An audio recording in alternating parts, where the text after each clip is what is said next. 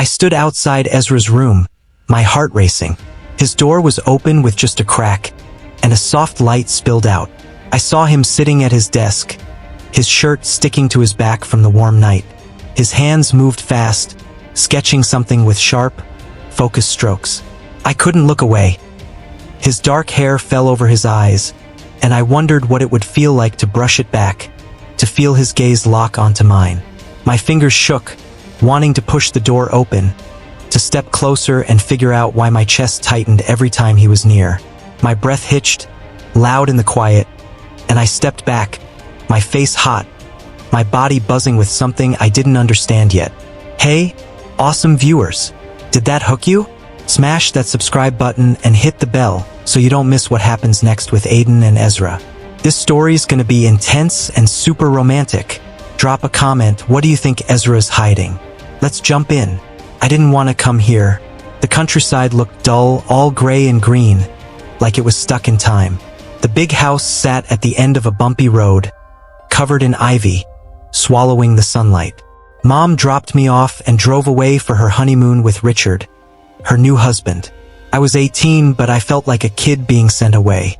The air smelled wet and heavy as I dragged my suitcase up the steps, my shoes scraping the stone.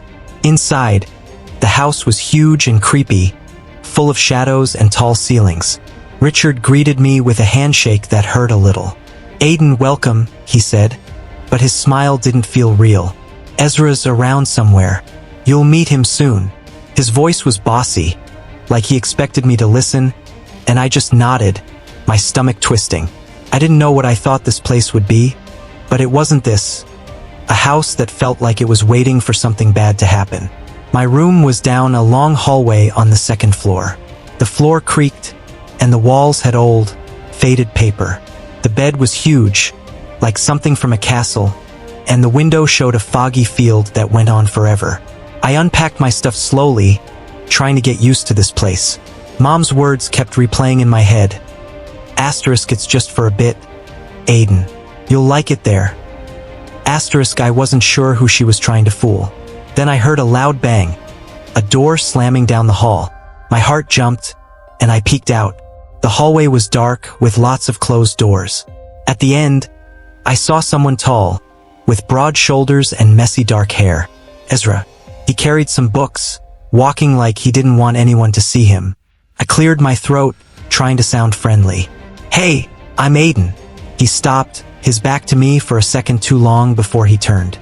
His eyes were stormy, gray and sharp, like they could see right through me. Ezra, he said, his voice low, almost angry. He didn't smile or offer to shake hands, just stared like I didn't belong. I tried to say something else, but my words got stuck, and he walked away, shutting his door hard. Dinner was weird. Richard talked about his job, filling the quiet while Ezra poked at his food, not looking up. I tried to talk to make things less awkward. So, Ezra, you in school or something? I asked, then felt dumb. Something like that, he mumbled, eyes on his plate. Richard gave him a look, but Ezra ignored it, his fork scraping loudly. I wanted to ask more, to figure out why he was so quiet, but the room felt too heavy, like I was stepping on something breakable. After dinner, I went back to the hallway. Ezra's door was closed, but I heard music, sad, slow songs with soft singing. I stood there, my hand on the wall, wondering what he was doing. The house felt alive, like it was watching us, waiting for something to happen. The next few days were boring. I unpacked and tried to stay out of Richard's way. He kept trying to act like my dad, but it felt fake. Ezra was like a shadow, always slipping in and out. I saw him reading on the porch or walking into the woods with his sketchbook. I tried talking to him, but he was cold. You don't have to try so hard, he said one morning when I offered to help with dishes. It wasn't mean, but it hurt, and I went back to my room, my face burning. But I couldn't stop noticing him. It wasn't just wanting to be friends. It was something bigger, something that made my heart hurt when he walked by. He smelled like trees and ink, sharp and warm. I watched his hands when he wrote, how his jaw tightened when Richard talked too much. I told myself it was because I was lonely, because this house was too big and quiet, but I knew it was more. I was pulled to him and I didn't know why. One night I couldn't sleep. A storm was outside, the wind shaking the windows. I was walking in my room when I heard a noise, a soft thud from the hallway. My heart sped up, and I opened my door, looking into the dark. Ezra's door was open, a little light coming out. I stepped closer, my feet quiet on the cold floor. He was sitting on his bed, his head in his hands, looking tense. For a second, I thought he was hurt, and my stomach dropped. "Ezra?" I whispered. He looked up fast, his eyes wide, like I'd caught him doing something wrong. "You okay?" I asked, stepping closer. "Fine," he said quickly. He stood, moving to close the door, but he stopped, his hand on the knob. "Why are you up?" "Couldn't sleep," I said, shrugging. "Storm's loud." He nodded, his eyes moving over me. I realized I was just in a t-shirt and boxers, my hair messy. I hugged my arms, feeling shy, but he kept looking, and the air felt heavy, like the storm was inside now. "Go back to bed, Aiden," he said, his voice softer, almost kind, but there was something else in it, something that made my heart race. I nodded and stepped back, but I didn't want to leave. I wanted to stay, to ask why he was so distant, why he looked at me like I was a problem he couldn't figure out. But I didn't. I went back to my room, closing the door, my heart pounding. I lay in bed, staring at the ceiling. The storm loud outside and something loud inside me too. Ezra's room was just down the hall, and I couldn't shake the feeling that something was starting. Something I wasn't ready for but couldn't stop. The house had secrets, and they were starting to come out. But Ezra, he was the one I couldn't stop thinking about, and it scared me. The darkness wrapped around me like a heavy blanket, but it wasn't the quiet of the night that kept me awake. It was him. I lay in bed, eyes half open, pretending to sleep, but my skin prickled with the feeling of being watched. Through the sliver of moonlight sneaking past my curtains, I caught Ezra's shadow in the doorway, his tall frame still, like he was studying me. His breath was soft, but it felt loud in the silent house, and my heart thumped so hard I was sure he could hear it. I wanted to sit up, to ask why he was there, why his eyes lingered on me in a way that made my stomach twist with something hot and dangerous. But I stayed still, my body burning under the weight of his gaze, caught between fear and a pull I couldn't name, wondering what it would feel like if he stepped closer, if his hand brushed mine in the dark. The days dragged on in that big, creaky house, each one heavier than the last. I tried to settle in, but it felt like the walls were closing in, like they knew something I didn't. Ezra stayed distant, slipping through the house like a ghost. I'd see him in the mornings, grabbing coffee before disappearing to the woods or locking himself in his room. His eyes barely met mine, but when they did, they held a spark, something sharp and alive that made my chest tighten. I told myself it was just me being lonely, but deep down, I knew it was more. Richard kept busy with work, leaving me and Ezra alone most of the time. I tried talking to him again, small stuff like asking about the books he read or what he drew in that sketchbook he always carried. Just stuff, he'd mutter, brushing me off, his voice low and rough. But I caught him looking sometimes, when he thought I wasn't paying attention. Quick glances in the kitchen or when I passed him in the hall. It made my skin tingle, like I was a puzzle he was trying to figure out. One night, the house felt too quiet. The storm from a few days ago was gone, but the air was still heavy, like it was waiting for something. I was heading to the bathroom, my bare feet cold on the wood floor, when I turned a corner and crashed right into Ezra. His chest was solid, and for a second, I was pressed against him, his warmth seeping through his thin shirt. My hands landed on his arms, and I froze, my face inches from his. His gray eyes locked onto mine, wide and startled, and I swear I felt his breath hitch. "Sorry?" I mumbled, stepping back fast, my cheeks burning. My heart was racing, and I couldn't tell if it was from the crash or the way his hands had grabbed my shoulders to steady me. "Watch where you're going," he said, his voice gruff, but he didn't let go right away. His fingers lingered, warm and firm, and I wanted to lean into them, to close the space between us again. But he dropped his hands and stepped past me, disappearing down the hall like nothing happened. I stood there, my pulse loud in my ears, wondering why my body felt so alive. Sleep didn't come easy after that. I tossed and turned, the memory of his touch stuck in my mind. When I finally drifted off, a nightmare hit me hard. I was running through the foggy fields outside, something chasing me, my legs heavy and slow. I woke up gasping, my shirt damp with sweat, the room too dark. My hands shook as I sat up, trying to shake the fear. Then I heard a creak outside my door. Aiden, Ezra's voice was soft, almost unsure, from the hallway. I didn't answer at first, my throat tight, but the door opened a crack, and his silhouette filled the frame. "You okay?" "I heard you." I nodded, even though he probably couldn't see it in the dark. "Just a bad dream," I said, my voice shaky. I felt dumb, like a kid, but Ezra stepped inside, his footsteps quiet. He sat on the edge of my bed, close enough that I could smell that cedar and ink scent of his. My heart started racing again, but for a different reason. "Want to talk about it?" he asked, his voice softer than I'd ever heard it. He sounded like he cared, and it threw me off. I shook my head. "It's stupid. Just running from something. I don't know." I pulled my knees up, hugging them, trying to calm down. "Why are you awake?" He hesitated, his eyes glinting in the faint moonlight. "Couldn't sleep either," he said, looking away. "Heard you thrashing around." I didn't know what to say. The air felt thick, like it was pressing us closer. "Thanks for checking," I mumbled, my face warm. I wanted him to stay, to keep talking, but I didn't know how to ask. He stood, like he was going to leave, but then he paused. "If it happens again, just knock on my door, okay?" His voice was low, almost shy, and it made my chest ache. "Okay," I said, barely a whisper. He nodded and left, the door clicking shut behind him. I lay back down, staring at the ceiling, my heart still pounding. Why did it feel like that moment meant something? Why did my body react like that to him?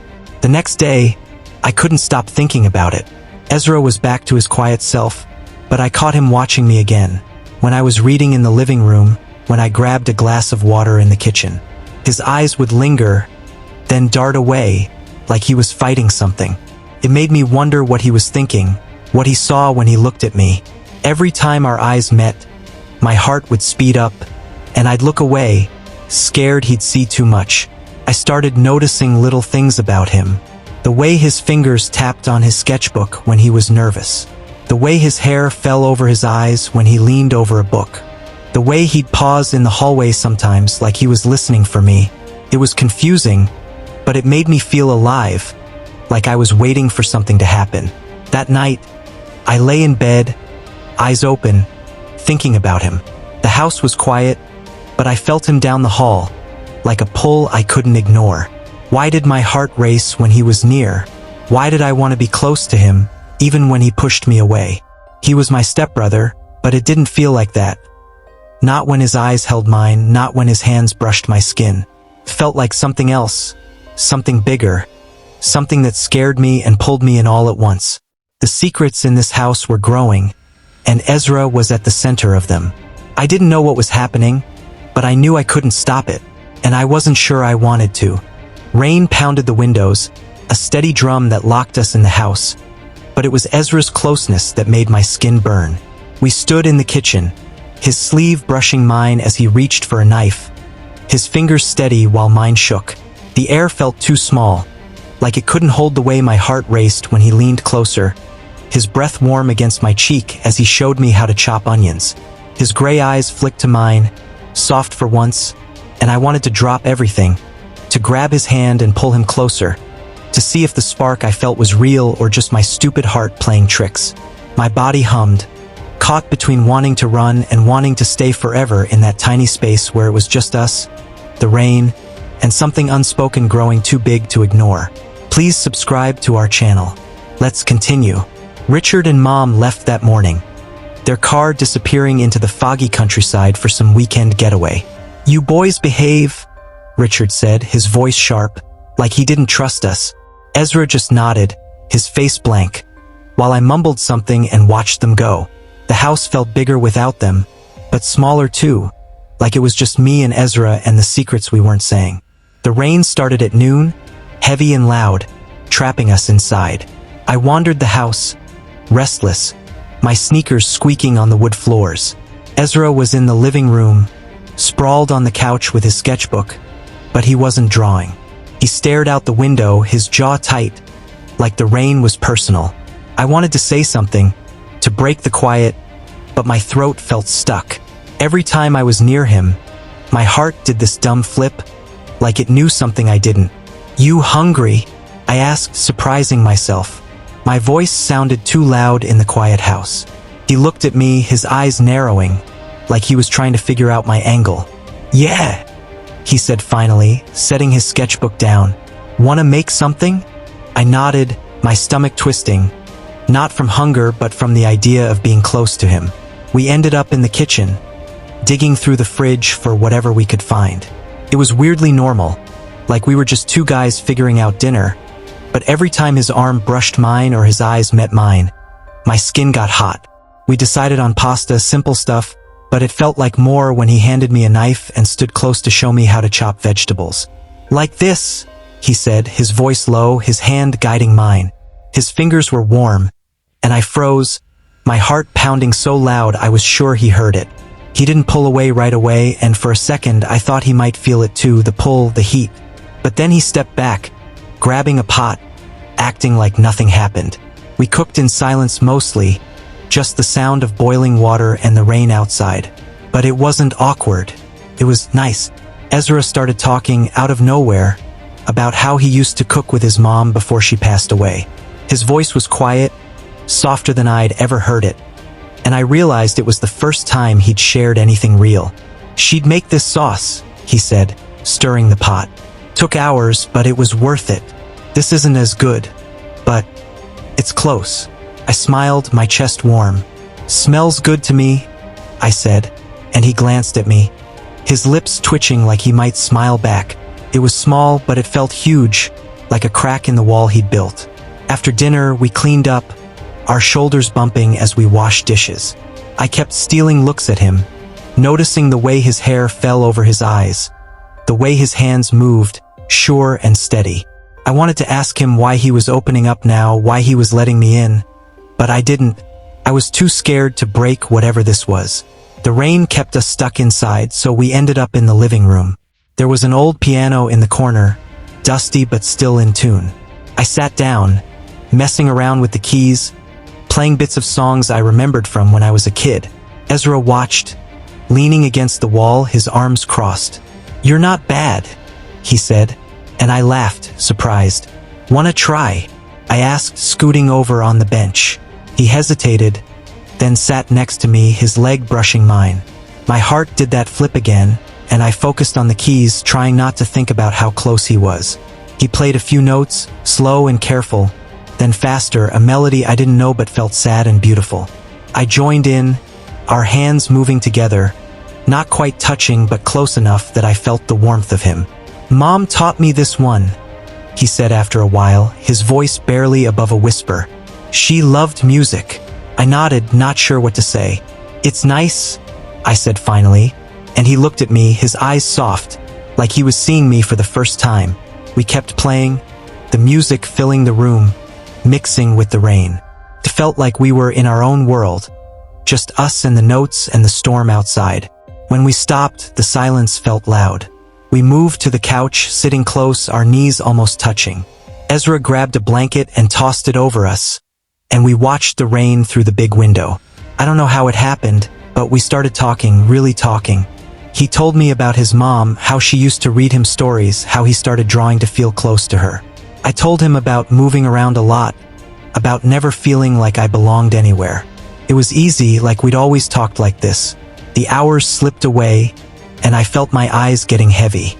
Ezra's voice got softer, slower, and I realized he was tired too. We leaned back on the couch, the blanket warm around us. My hand rested on the cushion, inches from his, and I could feel the space between us like it was alive. I wanted to close it, to let my fingers brush his, but I didn't. I just stayed there, my heart racing, his breathing steady next to me. I don't know when we fell asleep, but when I woke up, the rain was still falling, softer now. Ezra was next to me, his head tilted back, his face peaceful. Our hands were so close, almost touching, and I stared at them, my chest tight. I wanted to reach out, to feel his skin against mine, but I didn't move. I just watched him, the way his chest rose and fell, the way the dim light caught his face. He looked different asleep, less guarded, and it made me ache in a way I couldn't explain. The house was quiet, but my heart was loud. Something was happening between us, something I couldn't name but couldn't ignore. Ezra was still my stepbrother, but he didn't feel like that. Not when we talked, not when we played music, not when we sat so close I could feel his warmth. Felt like more, and it scared me as much as it pulled me in. The rain stopped, but the house still felt heavy, like it was waiting for something. Mom and Richard were still gone, and the quiet was loud, just me and Ezra rattling around in this big, old place. I tried to act normal, but it was hard when he was everywhere. His scent, his voice, his shadow filling every corner of my mind. I kept thinking about last night, falling asleep so close to him, our hands almost touching. My heart wouldn't stop racing, and I didn't know why. That morning, I found him in the dining room, his sketchbook open on the table. I was grabbing coffee, trying to play it cool, but I couldn't help peeking over his shoulder. My breath caught when I saw it. A sketch of me, my face soft and relaxed, like I was sleeping. The lines were careful, almost tender, and it made my stomach flip. He'd drawn me, and it wasn't just a quick doodle. It was beautiful. You weren't supposed to see that, Ezra said, his voice low and rough. He snapped the sketchbook shut, his cheeks red, and stood up fast, like he'd been caught stealing. I froze, my coffee mug shaking in my hand. That was me, I said, my voice barely there. My heart was going crazy, and I didn't know what to say. Why'd you draw me? He looked away, his jaw tight. Just practice, he muttered, but his eyes wouldn't meet mine. He grabbed his sketchbook and started for the door, but I stepped in front of him, my nerves buzzing. Ezra, come on, I said, my voice shaky but firm. That wasn't just practice. Why are you drawing me? Why do you keep looking at me like that? His eyes snapped to mine, stormy and intense, and for a second, I thought he might push past me. But he didn't. You don't get it, do you? He said, his voice low, almost angry. You're everywhere, Aiden. I can't stop seeing you. My heart stopped, then raced so fast I felt dizzy. What does that mean? I asked, stepping closer. The air felt tight, like it was pressing us together. He ran a hand through his hair, his face torn. It means I'm messed up, okay? You're my stepbrother. I shouldn't. He cut himself off, his breath ragged, and I saw it then. The same want, the same fear I felt, mirrored in his eyes. I swallowed hard, my body buzzing. Shouldn't what? I pushed, my voice soft but steady. Look at me? Draw me? Or feel something? He flinched, like I'd hit him, and took a step back. Don't, he said, his voice breaking. You don't know what you're asking. But I did.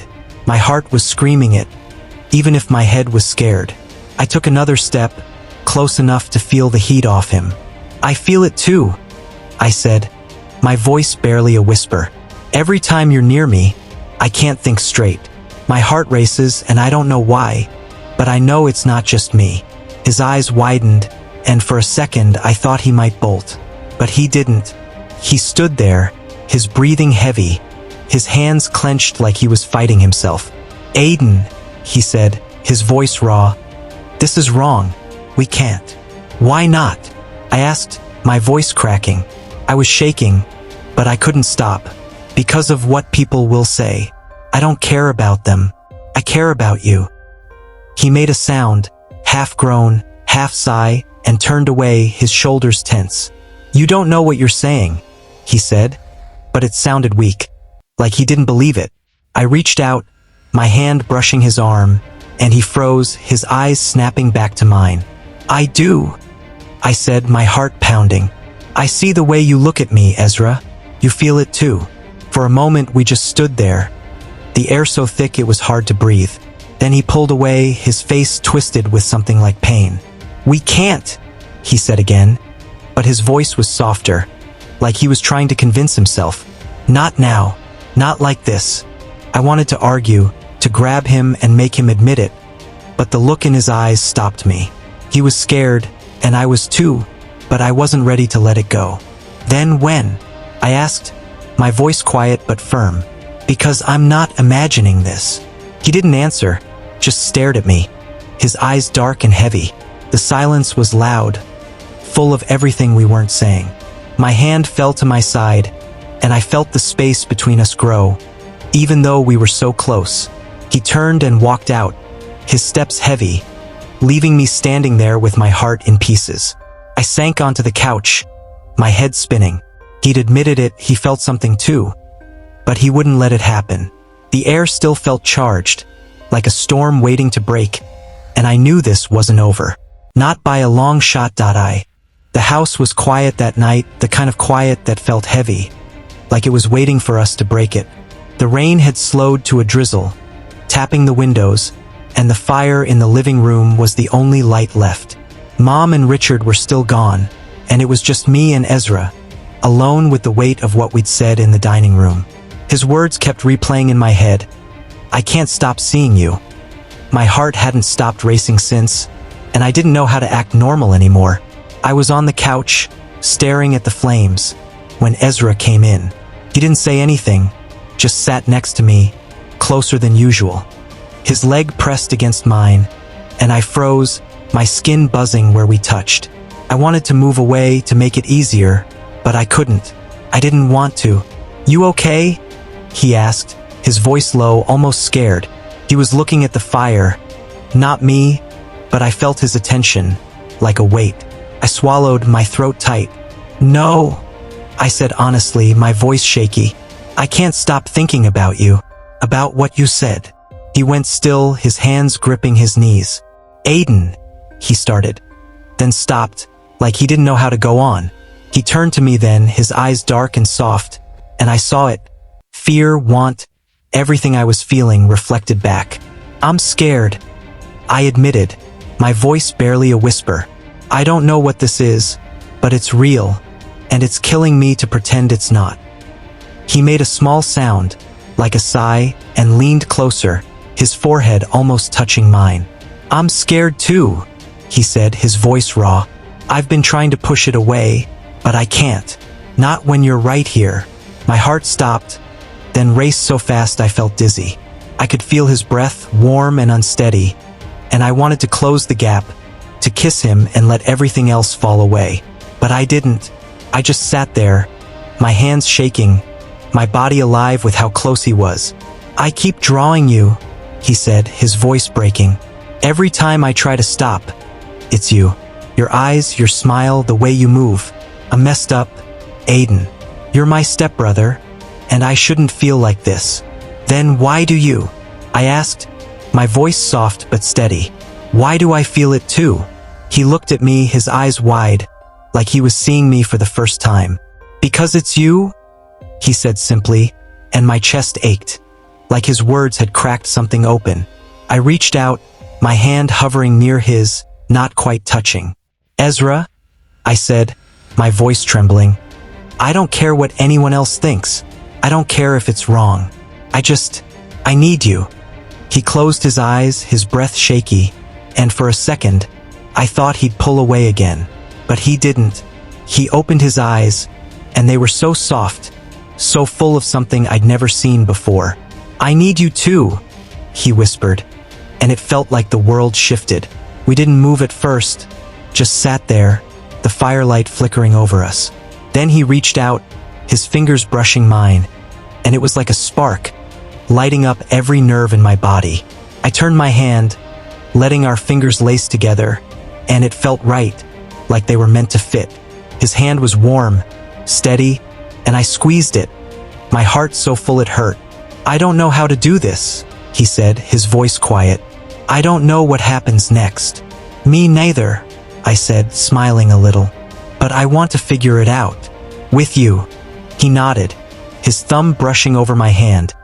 and I felt it everywhere. Warm, soft, perfect. We didn't kiss, didn't cross that line, but it was enough. More than enough.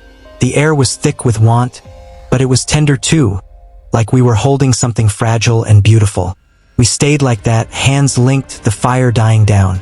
The house was quiet, but it didn't feel heavy anymore. It felt ours. I looked at him, his face soft in the glow, and I knew we'd chosen each other.